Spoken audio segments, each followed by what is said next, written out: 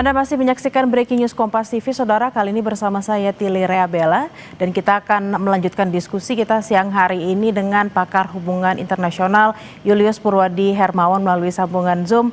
Mas Julius, tadi sebelum jeda bersama rekan Reza sudah sempat berbincang soal sedikit tentang Mojtaba Khomeini. Nah, yang juga menjadi menarik karena penggantinya sukseser tertingginya adalah salah satu keturunan dari Ali Khamenei. Sedangkan Amerika Serikat melalui Presiden Trump mengatakan yang menggantikan pemerintahan di Iran harus sesuai dengan kehendak Amerika Serikat. Nah, Pak Julius melihatnya seperti apa dengan penggantinya yang ternyata masih sepertalian darah dengan Ali Khamenei? Apakah memang pergantian ini kemudian malah memperpanjang durasi konflik yang katanya Trump akan selesai dalam 4 minggu? Ya, Mbak Bella, terima kasih ya. Pertanyaannya sangat menarik dan itu jantung dari banyak pertanyaan para pakar. Ternyata yang terpilih itu di luar proyeksi dan ekspektasi Presiden Donald Trump. Itu artinya apa? Sebenarnya skenario Donald Trump tidak sepenuhnya berjalan ini. Bahwa serangan yang diharapkan bisa mengganti rezim, ternyata hanya menggantikan orangnya, menggantikan pemimpinnya gitu. Dan ternyata yang menggantikan Ayatollah Ali Khomeini sama saja gitu. Gaya berpikir, cara pandang terhadap Amerika Serikat, dan khawatirnya malah ini dalam perspektif Amerika Serikat akan jauh lebih keras, lebih hardline daripada ayahnya. Dan ini yang saya sebut Trump kelihatannya memang sangat terburu-buru ketika dia mendeklarasikan perang di hari Sabtu minggu yang lalu, Mbak Bella. Tapi sebenarnya kan kalau tadi kita sempat berbincang sedikit, Mas Julius, sebenarnya namanya Mojtaba ini kan tidak sering terdengar di luaran sana. Nah, sebenarnya memang apakah memang ini salah satu strategi yang sudah dipersiapkan oleh Ali Khamenei sendiri untuk tidak memblow up atau membuka secara luas tentang Mojtaba atau seperti apa?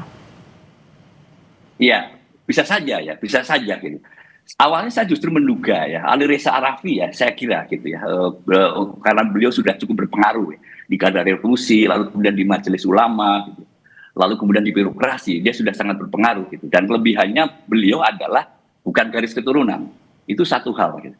Tetapi ternyata gitu ya, pilihan dari Majelis Ulama yang 88 orang tadi memilih anaknya, yang artinya juga garis keturunan, itu satu hal yang cukup mencengangkan. Artinya gitu ya, artinya bahwa yang dikhawatirkan terkait dengan garis keturunan ternyata diambil juga. Dan tentu saja di sisi yang lain gitu ya, kalau kita cermati reaksi dari masyarakat itu kan cukup positif ya. Yang kita lihat dari televisi internasional itu melihat bahwa alhamdulillah gitu ya, insya Allah akan mendukung secara penuh gitu ya. Seperti itu. Jadi ternyata gitu tingkat penerimaan dari Mojtaba Khomeini ini ternyata cukup baik ya, sangat baik gitu. Dan saya kira ini menjadi sinyal sangat positif bagi keberlanjutan kepemimpinan di Iran di satu sisi, tapi sinyal buruk untuk Amerika Serikat.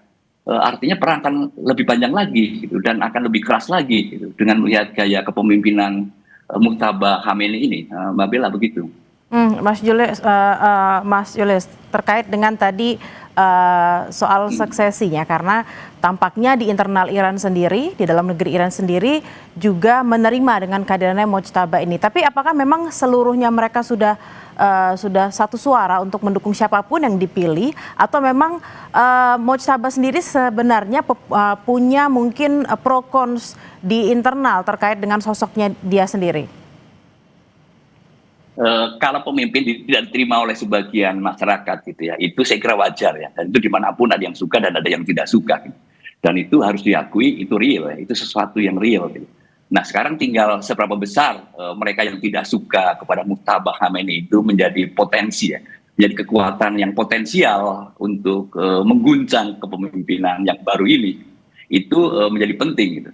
Dan saya melihat bahwa kalau melihat antusiasme dari masyarakat Iran pada hari ini, kelihatannya kita tidak perlu khawatir bahwa akan ada kelompok yang tidak senang, tidak suka, gitu, lalu akan menggalang resistensi yang besar gitu, bagi terpilihnya Mojtaba Khomeini ini. Gitu. Yang saja kalau itu terjadi, Amerika akan senang ya, dan itu bagian dari strategi untuk mengganti rezim. Ternyata bagian dari strategi mengganti rezim yang ternyata dipilihnya masih sepertalian darah dengan Ali Khamenei. Nah, terkait juga dengan mungkin saja konflik bisa menjadi lebih panjang karena Trump awalnya bilang hanya 4 minggu sudah selesai gitu, tapi ternyata penggantinya orang yang juga tidak disukai oleh Trump. Lalu seberapa besar dampak dari konflik ini, Mas Julius? Karena kan kita tahu ini semakin luas. Jangan-jangan Iran juga sudah mulai meminta bantuan ke negara-negara lain. Seperti apa bacaan dari Mas Julius sendiri? Ya, dampak itu kan sudah kita lihat Mbak Bella, dan kita semua khawatir pada hari ini gitu. Minyak tiba-tiba di atas 100 dolar per barrel itu kan beyond expectation ya gitu. Kita bayangkan 1 minggu 2 minggu gitu. Lalu inflasi kan di depan mata gitu. Pak Menteri Keuangan Purbaya di Indonesia kan juga sudah wanti-wanti nih. Nanti kalau terpaksa APBN tidak kuat gitu ya, artinya akan dinaikkan harga yang subsidi ya gitu. Itu satu hal gitu.